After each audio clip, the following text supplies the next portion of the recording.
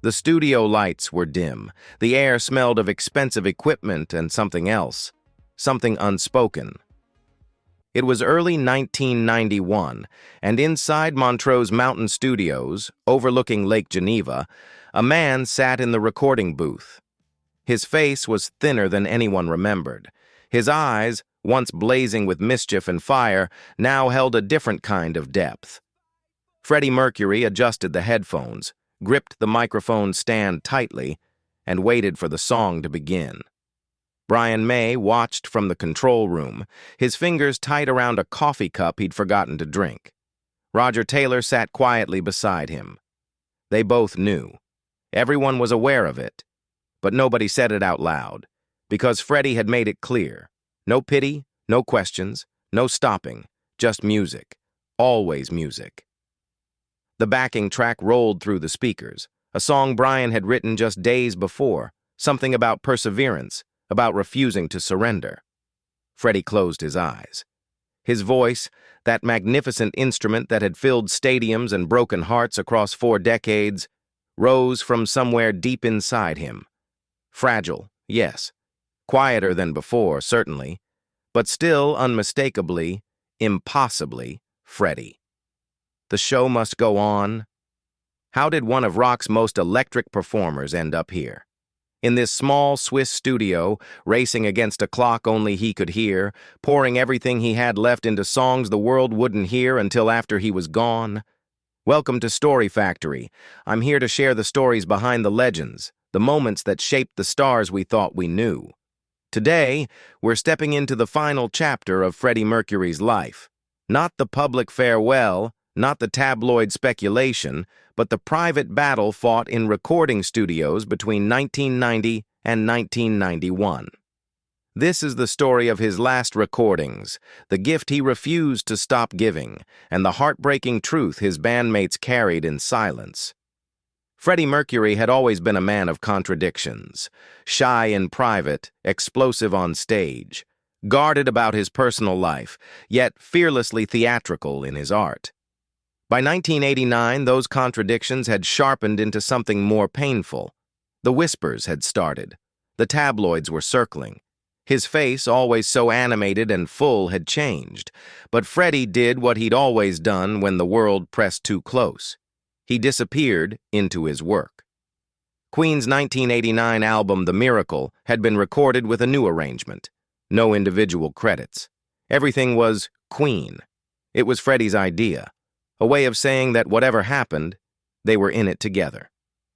The sessions had been good, productive even, but Brian and Roger had noticed things. The way Freddie needed longer breaks, the careful way he moved, the sunglasses he wore indoors. They didn't ask. He didn't tell. But in early 1990, everything shifted. Freddie called a meeting at his Kensington home, Garden Lodge, the house he'd spent years perfecting, filling with Japanese antiques and artwork, creating a sanctuary away from the chaos of fame. He sat them down in his living room, Brian, Roger, and John Deacon, and said it simply, without drama. He was ill. Very ill. He didn't give the name of the disease. Not then, not ever in private conversation. But they understood. And then he said something that would define everything that followed. "I want to work. Write me songs. Anything you've got. I'll sing them. I don't know how much time I have, so let's not waste it." Imagine that moment. These men who'd spent 2 decades together, who'd conquered the world, fought with each other, made each other laugh until they cried, now facing something none of their talent or success could fix. Brian May later said it was one of the hardest things he'd ever heard, not because of the sadness, but because of the courage in it. Freddie wasn't asking for sympathy. He was asking for work. So they went to Montreux. The mountain studios had become Queen's second home over the years, a place where they could work without the pressure of London, without photographers stalking the parking lot. Nestled above Lake Geneva, surrounded by the Swiss Alps, it was peaceful, private, perfect for what needed to be done. The sessions began simply enough. Brian brought in material he'd been working on. Roger had ideas. Even John, usually the quietest member, contributed. But the process was different now. Before, they'd work on songs together, experimenting, arguing, building arrangements over weeks. Now there was an urgency that changed everything. Freddie would arrive at the studio, driven by his partner Jim Hutton, or sometimes coming alone, moving carefully, always dressed impeccably despite everything. He'd insisted on that. No matter how he felt, he'd wear his best clothes, style what remained of his hair, present himself as the Freddie Mercury the world expected. Not out of vanity, but out of pride, out of refusal to let the disease define him. The routine became almost sacred. He'd listen to the backing track, sometimes only once, ask a few questions about the mood, the story. Then he'd step into the booth and sing, take after take, until his voice gave out or his strength failed. Then he'd rest, sometimes with a vodka to dull the pain that was becoming harder to hide, and they'd try again. A Winter's Tale was one of the first songs completed for what would become the Made in Heaven album. Freddie had written it himself, looking out the window of his apartment at the snow-covered beauty of Montreux. The lyrics were simple, almost childlike in their wonder, describing the mountains, the lake, the seasons. But everyone in that studio knew what they were really hearing. A man saying goodbye to the world, one beautiful image at a time. Brian May later said that recording A Winter's Tale was when the reality truly hit him. Freddie sang it with such tenderness, such love for the simple act of being alive and seeing beautiful things. Between takes, he'd smile at them through the glass, give a thumbs up, make a joke to keep the mood light. But in the quiet moments, when he thought no one was looking, they could see the exhaustion. Still, he never complained, never said, "I can't," only "let's try it again." The songs kept coming. I Was Born to Love You, a reworking of one of Freddie's solo tracks, transformed into something richer, fuller. You Don't Fool Me, pieced together from various vocal sessions, a technical marvel that showcased what they could create even as time was running out. It's a Beautiful Day, more optimism, more light, even as the shadows grew longer. But two songs from those final sessions stand above all others, not because they're the best Queen ever recorded, but because of what they represent. The first was The Show Must Go On. Brian had written it in a moment of despair and defiance. The lyrics spoke directly to what they were living through, the empty spaces, the need to keep moving forward, the smile you paint on when inside you're breaking. He brought it to Freddie, wondering if it was too much, too on the nose, wondering if Freddie even had the strength to sing it. The song demanded power. It required the kind of vocal performance that would have challenged Freddie at his peak. Now, weakened and in pain, it seemed impossible. Brian played him the backing track. Freddie listened, his face unreadable. Then he said, "I'll fucking do it, darling." He asked for a vodka, not to celebrate, to coat his throat, to give him enough numbness to push through. Then he stepped into the booth and delivered one of the most powerful vocal performances of his entire career. That soaring chorus, "The show must go on." It wasn't just a lyric anymore. It was a declaration, a middle finger to fate, a promise that even dying, Freddie Mercury was still Freddie Mercury. When he finished, there were tears in the control room. But Freddie just smiled and asked what was next. The second song was Mother Love. It would be the last song Freddie Mercury ever recorded. Brian had written it as a tribute to loss, to memory, to the complicated relationship between children and their mothers. The melody was haunting, the lyrics raw. Freddie sang the verses with everything he had left. But by the time they reached the final verse, he couldn't continue. He came out of the booth, pale, shaking slightly. "I'll come back and finish it tomorrow," he said. He never did. When Made in Heaven was finally released in 1995, 4 years after Freddie's death, that last verse of Mother Love was sung by Brian May. Not because his voice was better suited to it, but because Freddie had run out of tomorrows. The song remains unfinished, a haunting reminder that some stories don't get neat endings. Throughout those final sessions, the other members of Queen walked a delicate line. They wanted to support their friend, to make these last months meaningful. But they also had to be producers, musicians, focused on getting the best possible performances while Freddie still could perform. It was an impossible balance. Roger Taylor described watching Freddie through the control room glass as one of the most painful experiences of his life. Seeing this man who'd commanded stages in front of hundreds of thousands, who'd made arrogance look like art, now struggling to stand for a full vocal take, yet absolutely refusing to stop. Between sessions, life at Garden Lodge took on a strange normalcy. Jim Hutton, Freddie's partner, became his caretaker, though Freddie hated that word.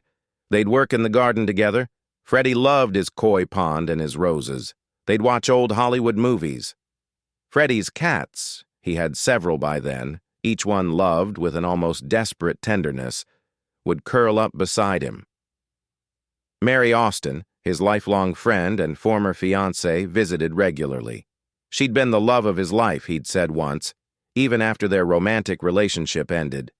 Now she was one of the few people he'd let see him without the mask, without the performance. With Mary, he could be just Freddie Bulsara from Zanzibar, the shy boy who'd grown up loving music and dreaming of something bigger. But even in those quiet moments, the studio called to him. Always the studio. There's a story Brian May tells about one of the last sessions. Freddie had arrived looking particularly weak. They suggested postponing, taking a break. Freddie refused. He made his way to the recording booth, put on the headphones, and waited. Brian started the backing track. Something optimistic, something about hope. Freddie began to sing. His voice cracked on the first line. He stopped, cleared his throat, started again. Still, it wavered. The third time, he found it. That core of strength that had always been there, that made him Freddie. The take was good, not perfect, but filled with something more important than perfection. It was filled with life. When he came out, he was smiling. "See," he said, "still got it, darling." That was May 1991. Freddie would be gone by November. The final months were private. Freddie had made his wishes clear. No hospital, no public farewell, no deathbed interviews. He wanted to be at Garden Lodge, surrounded by his art and his cats and the people he loved. He wanted dignity. On November 23, 1991, after years of speculation and denial, Freddie released a statement confirming he had AIDS. Less than 24 hours later, he was gone. The world mourned the loss of a legend. But his bandmates mourned something more personal, the loss of a friend who'd fought to give them one last gift. When Brian, Roger, and John returned to Mountain Studios after Freddie's death to work on completing Made in Heaven, it was devastating. They had hours and hours of Freddie's vocals, some from songs he'd barely had the strength to sing, others powerful enough to shake the walls. He'd given them more than they needed.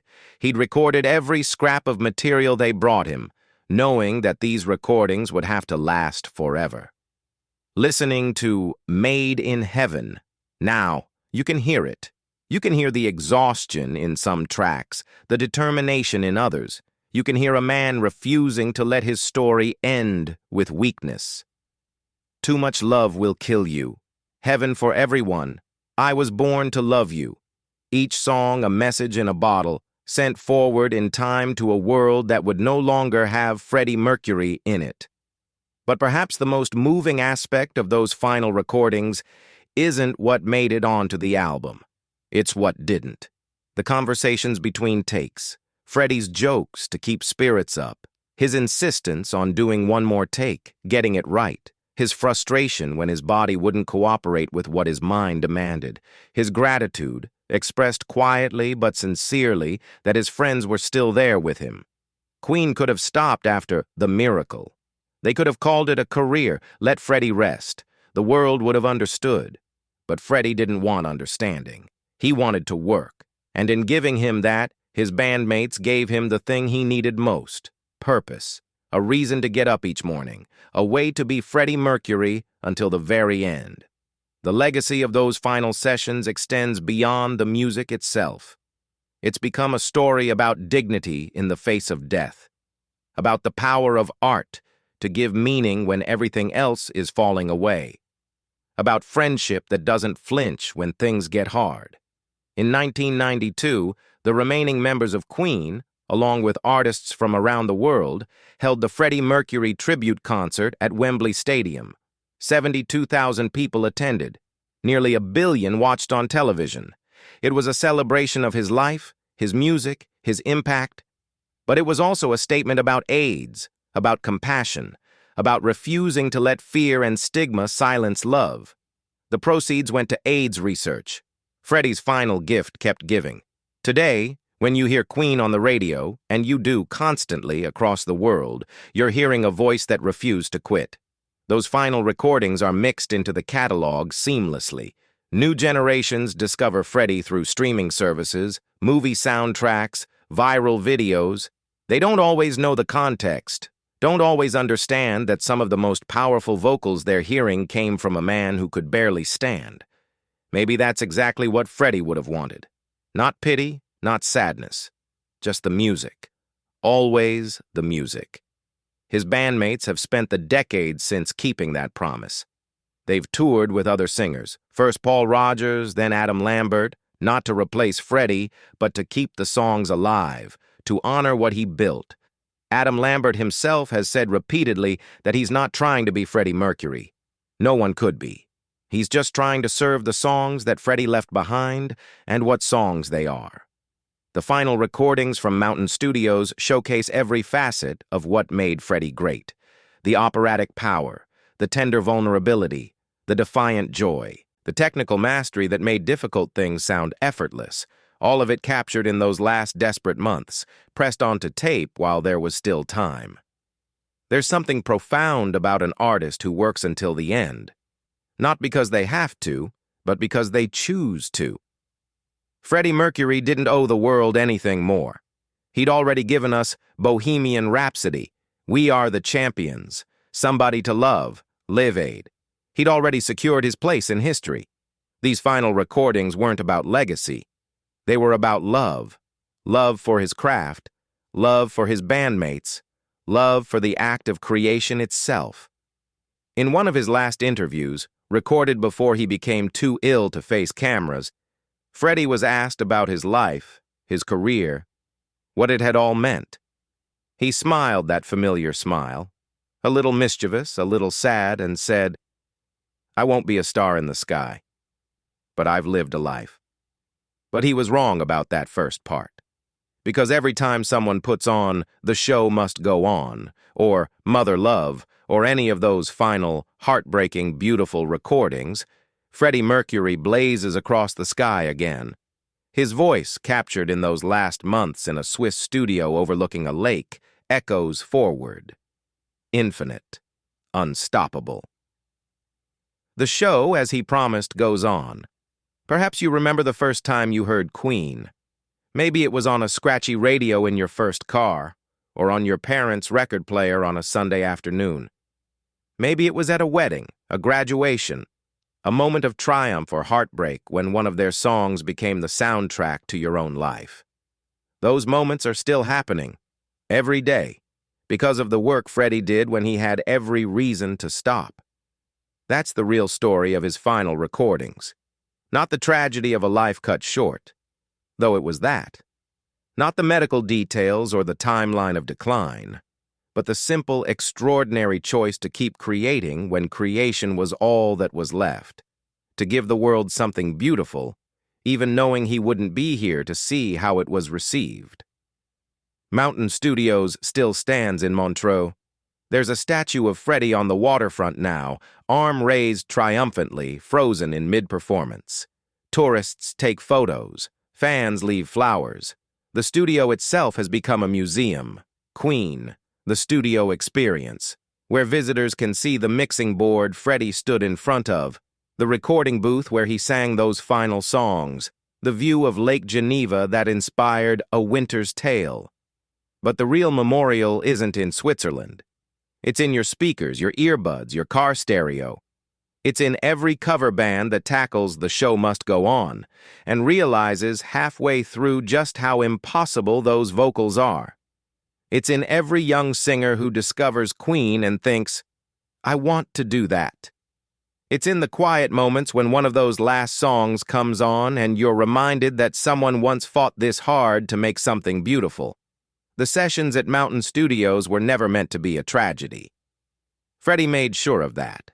He approached them with the same professionalism, the same perfectionism, the same humor he'd brought to every recording session since 1970.